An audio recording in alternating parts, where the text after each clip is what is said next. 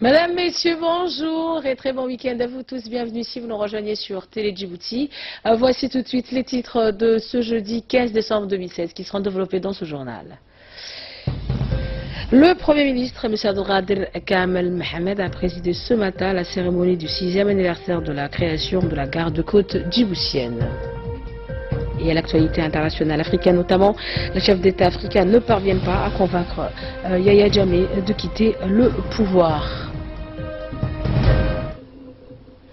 Bonjour et très heureuse de vous retrouver. Bienvenue si vous nous rejoignez sur Télé Djibouti. Le Premier ministre, M. Abdelkader Kamel Mohamed, a présidé ce matin au quartier général des gardes-côtes la cérémonie de célébration du 6e anniversaire de la création de cette institution. Plusieurs membres du gouvernement et du Parlement, ainsi que de nombreuses autres personnalités du pays, dont le ministre de l'équipement et des transports, Mohamed Abdelkader Hilim, le directeur de la sécurité nationale, Hassan Saïd Khairé, le chef d'état-major des forces armées djiboutiennes, le général de division Zikri Cheikh Ibrahim, ont assisté à cette cérémonie commémorative. Un parterre d'officiers supérieurs appartenant aux différents corps constitués et aux forces étrangères installées à Djibouti a aussi honoré de sa présence l'événement accueilli à son arrivée sur les lieux par le commandant en chef des gardes-côtes, le colonel Waïs Al-Baghoré. Le Premier ministre Abdelkader Kamel Mohamed a passé en revue les troupes en compagnie du ministre de l'équipement et des transports. Depuis leur création en 2010, les gardes-côtes djiboutiennes ont enregistré des avancées majeures tant sur le plan humain avec la formation du personnel que sur le plan matériel où l'institution a bénéficier de plus de moyens, recevant également d'importants équipements.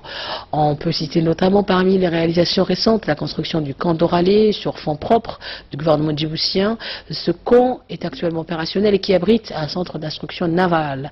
Les gardes-côtes ont également reçu 2 patrouilleurs de 20 mètres qui ont été acquis grâce à la coopération japonaise. Quant à l'Arabie Saoudite, elle a offert 5 patrouilleurs aux gardes-côtes. Ajouté à cela, la mise en place effective d'une clinique médicale également construite par le gouvernement djiboutien et qui prodigue des soins nécessaires aux gardes-côtes, à leurs familles et à toutes les personnes secourues ou sauvées d'une noyade en mer. Cette clinique ayant été inaugurée récemment par le Premier ministre Abdelkader Kamel Mohamed, cette jeune institution a pour mission de veiller à l'application des lois maritimes sur l'ensemble des eaux territoriales djiboutiennes, autrement dit de lutter contre les différents actes illégaux qui peuvent se produire dans nos eaux territoriales. Cette cérémonie de célébration du 6e anniversaire des gardes-côtes djiboutiennes a été aussi l'occasion de décorer un agent de ce corps qui a brillé par ses actions au cours de cette année courante. Dans un discours qu'il a prononcé à cette occasion, le commandant en chef des gardes-côtes, le colonel Waïs Al-Baghoré, a d'emblée rappelé que les gardes-côtes djiboutiennes ont pour mission d'assurer la sécurité en mer, mais aussi de surveiller les eaux territoriales. Le colonel Waïs Al-Baghoré a ajouté que ces hommes ont acquis des connaissances et un savoir-faire inestimables grâce à l'appui des pays amis, notamment le Japon, le Royaume d'Arabie Saoudite, les États-Unis d'Amérique, ainsi que l'Union européenne ou encore le Qatar. Je propose de l'écouter. Au moment où nous abordons notre 6e année d'existence, la garde-côte peut féliciter d'avoir atteint des objectifs notables malgré le peu d'équipement et l'insuffisance du capital humain. En termes de missions confiées à la garde-côte djiboutienne, il est important de mettre en relief que les activités illégales qui se faisaient en mer, telles que la pêche illégale, l'immigration clandestine, les contrebandiers, ont encore chuté depuis l'année passée. On laisse en place un contrôle minutieux et aux patrouilles permanentes des agents de la garde-côte djiboutienne. En effet, permettez-moi de partager avec vous ma satisfaction concernant la nouvelle dimension et la consistance du travail remarquable rendu possible par le soutien permanent du gouvernement djiboutien et la contribution constante et l'assistance continue des pays amis et frères. Je terminerai mon discours en adressant un remerciement sans évoque au président de la République, son Excellence Ismaël Omar Guelleh, pour l'importance pour l'importance privilégiée qu'il porte à l'évolution de la garde-côte djiboutienne. De son côté, le ministre de l'Équipement et des Transports, Mohamed Belghadr Halim, s'est félicité de la montée en puissance de cette jeune institution qui assure, a-t-il dit, des missions indispensables à la sécurité nationale. Le ministre a aussi remercié les partenaires des gardes-côtes pour leur constant appui. Je propose également d'écouter. La République de Djibouti a pris sa part des responsabilités avec la création de cette institution des gardes-côtes, a mis en place un dispositif permettant de protéger ses côtes, sa souveraineté, ses ressources et de répondre aux besoins d'accroître la coordination de l'action de l'État en mer. En faisant preuve, depuis sa création, d'une constance et d'une efficacité, la garde-côte accomplit ses missions qui lui ont été dévolues. Qu'il me soit permis d'affirmer aujourd'hui, malgré son âge embryonnaire, la garde-côte de Djibouti est devenue une institution phare. Et j'ai saisi cette occasion pour rendre hommage à son commandement, certes, mais aussi aux hommes et aux femmes qui la composent ici de différents corps paramilitaires. En dépit d'une insuffisance en hommes et en matériel, les efforts conséquents entrepris et le développement palpable de cette jeune institution est justifié aujourd'hui par le soutien sans réserve du gouvernement djiboutien et des partenaires internationaux. Mesdames et messieurs, c'est avec fierté que je peux dire que la garde-côte djiboutienne défend pleinement aujourd'hui l'intégralité de la souveraineté et la souveraineté de notre espace maritime, cher à notre président de la République, son Excellence M. Ismaël Omar Guelleh. Mesdames et messieurs, c'est avec fierté que je peux dire que la garde-côte djiboutienne défend pleinement aujourd'hui l'intégralité de la souveraineté et la souveraineté de notre espace maritime, cher à notre président de la République, son Excellence M. Ismaël Omar Guelleh.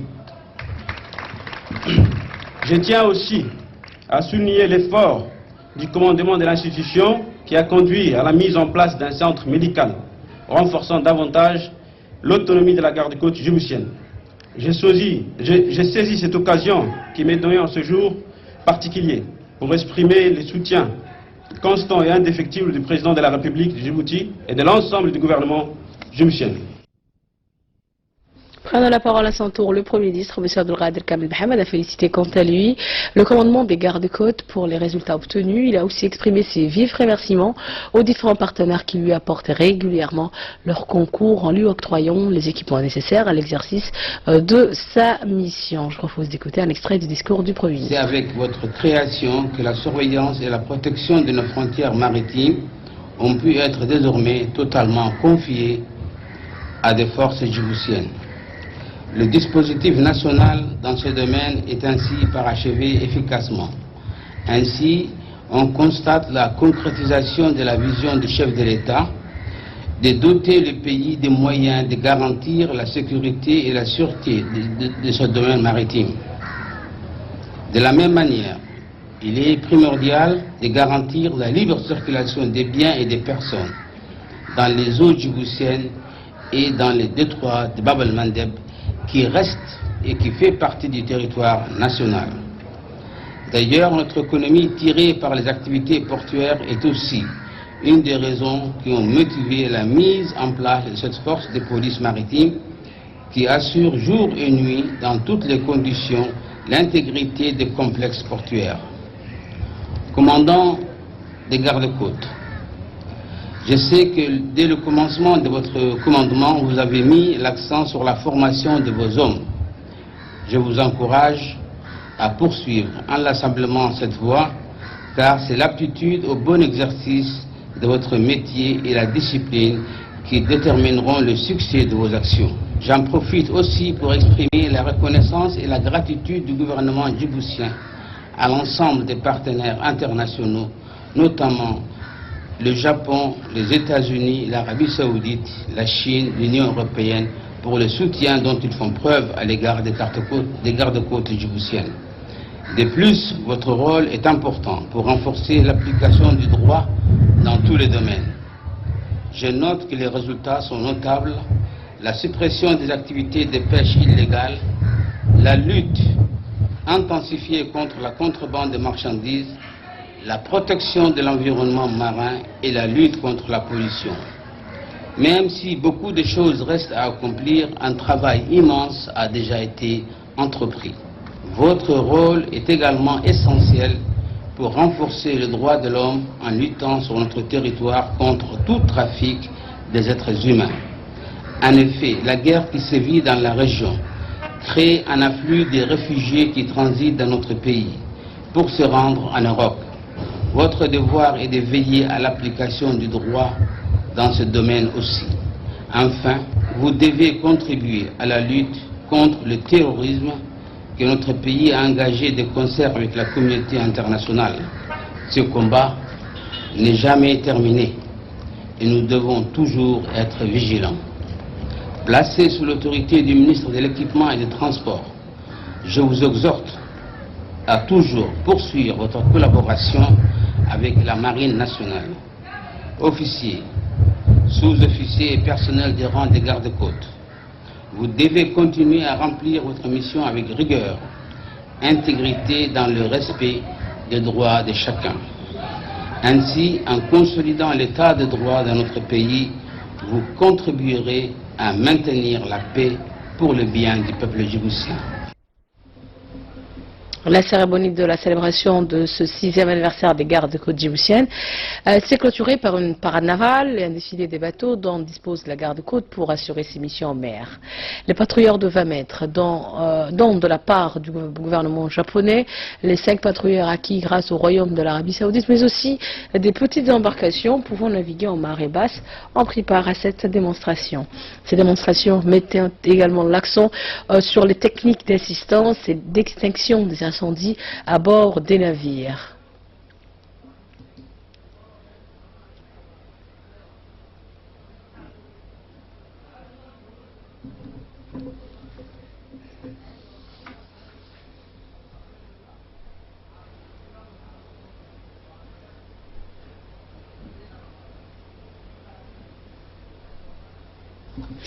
Autre actualité nationale dans cette édition du 15h, le ministre de l'Éducation nationale et de la formation professionnelle, M. Moustapha Mohamed Mahmoud, a lancé hier au lycée hôtelier d'Arta les travaux d'un atelier bilan sur la revue du plan d'action éducation 2014-2016 du MENFOP.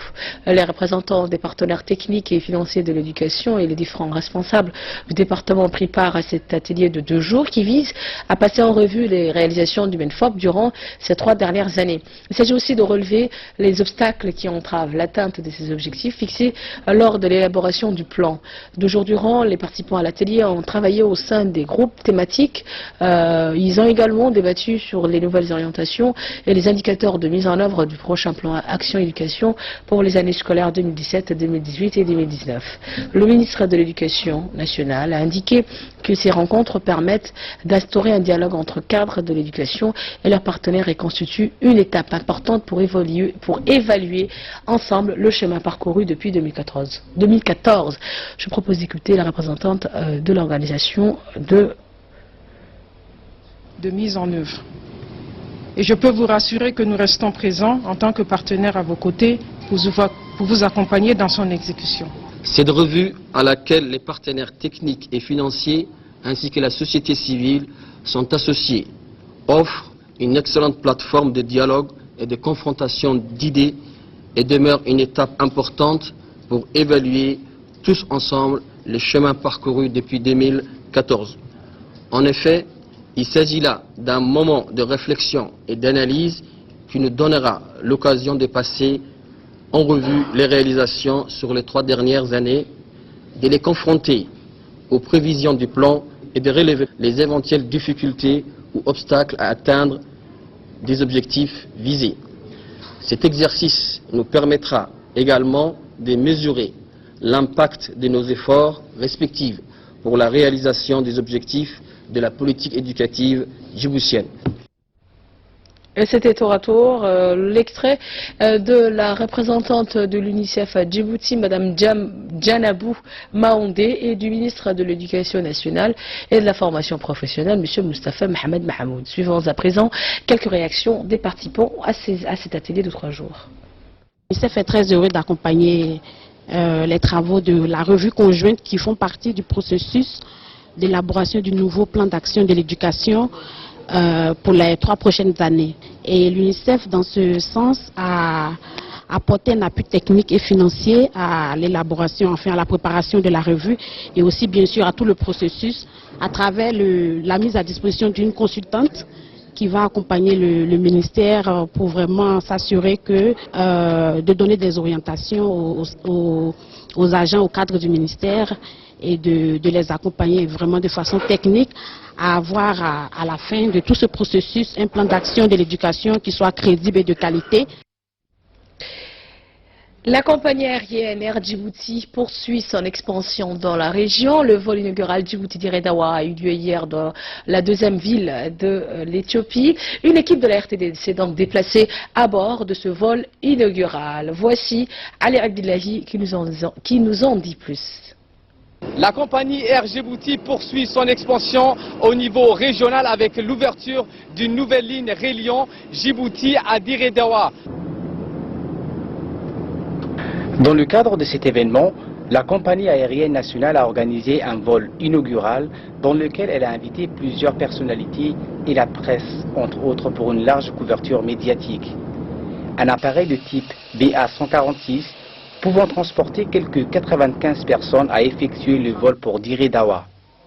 Un vol qui a duré une quarantaine de minutes jusqu'à Dire-Dawa et à son bord une trentaine de personnes et 7 membres d'équipage avec un professionnalisme hors du commun. À l'intérieur du vol, le confort a été au rendez-vous avec des chaises entièrement équipées des couleurs de la compagnie.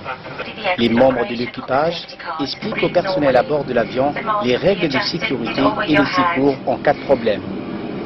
Après 40 minutes de vol, l'appareil a atterri à l'aéroport de Dire-Dawa où un accueil triomphal avec le traditionnel jet d'eau en guise de bienvenue a eu lieu.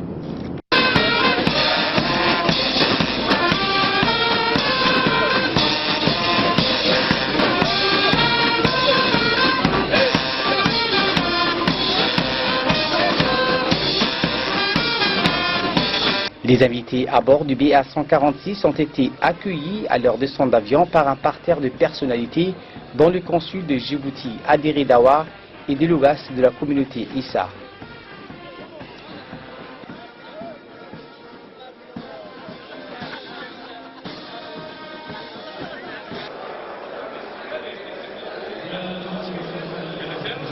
S'en est suivi une cérémonie de réception, symbole de l'ouverture de la ligne reliant Djibouti à Dire-Dawa.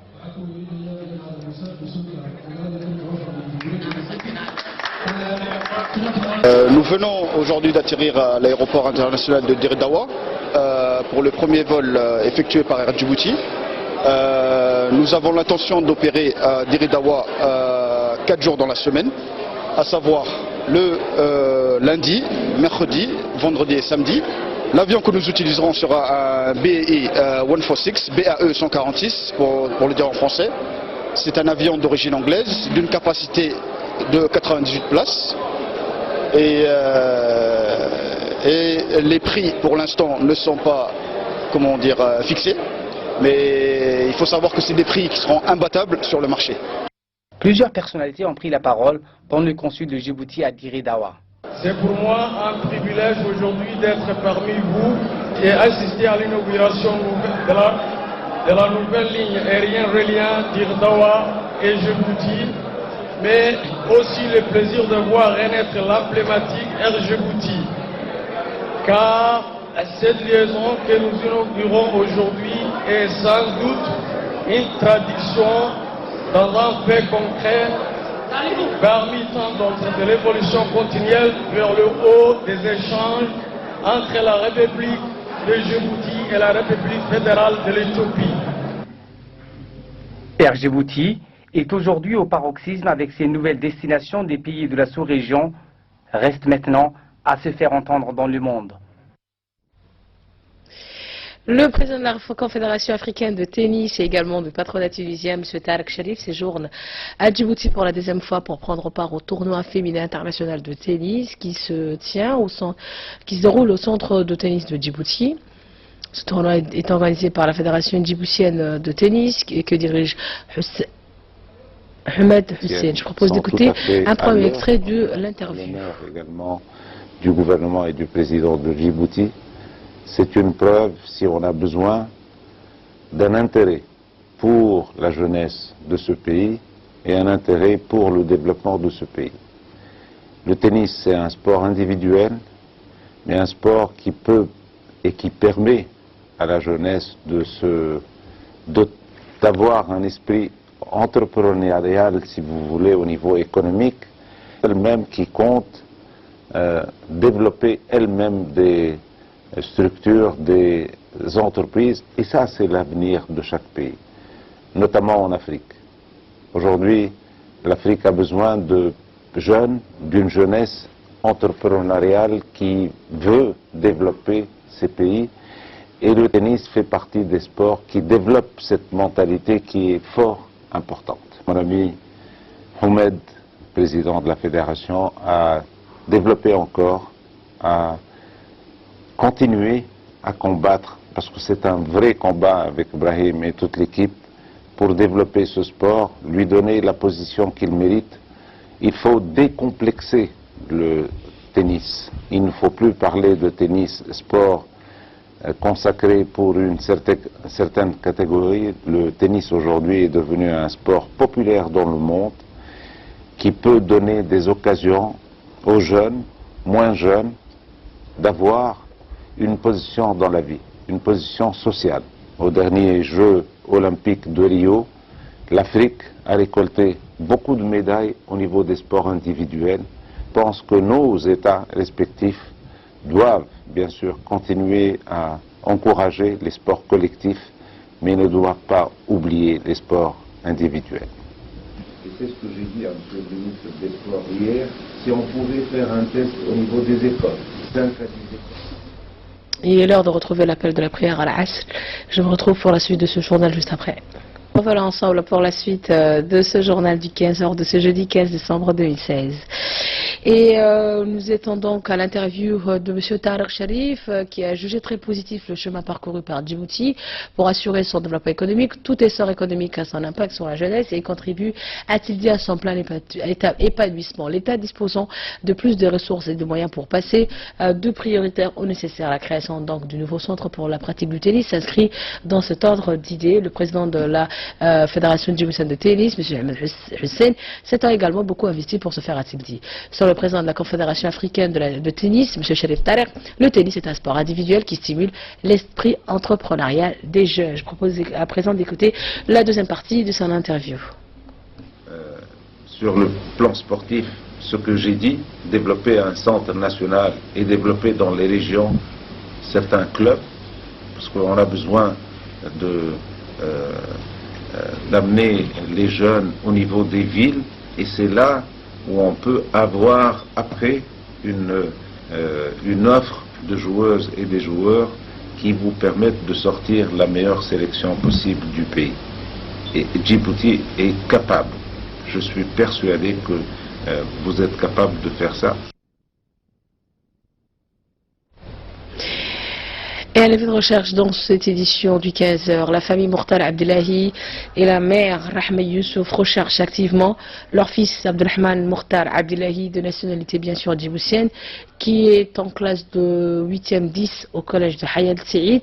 Il est disparu, l'enfant est porté disparu de son domicile depuis 3 jours. Toute personne l'ayant croisé, comme vous le voyez à l'écran, sa photo, toute personne ayant croisé ce petit garçon est priée de contacter le numéro suivant, le 77 87 19 90. Je répète le numéro, le 77 87 19 90. Passons à présent à l'actualité à travers le monde. Impasse politique en Gambie où les chefs d'État africains ne sont pas parvenus à convaincre le président sortant Yahya Jammeh de quitter le pouvoir. La délégation des chefs d'État d'Afrique de l'Ouest, conduite par la Libérienne Ellen Johnson Sirleaf, n'est pas parvenue à convaincre le président gambien sortant Yahya Jammeh de quitter le pouvoir. Yahya Jammeh souhaite faire annuler son élection perdue. Plusieurs de ses homologues du continent tentent toujours de le convaincre de céder le pouvoir. Son sans grand résultat pour le moment. Après 2 journées de discussion, la présidente libérienne Ellen Johnson Sirleaf, qui conduisait la délégation de la Communauté économique des États de l'Afrique de l'Ouest, la CEDEAO, a reconnu que rien n'a été décidé.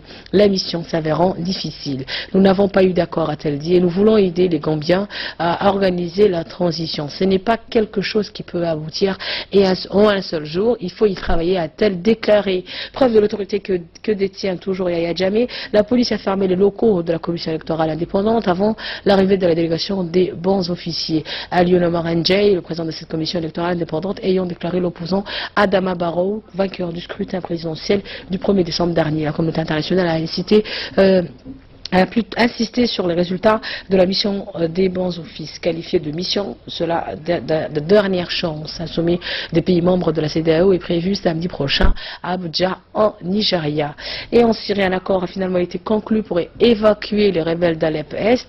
Selon un haut responsable militaire, un accord pour évacuer les combattants rebelles d'Alep a été conclu. Un cessez-le-feu serait actuellement respecté selon les témoins. Les blessés et les civils doivent également être évacués de la dernière poche de l'opposition.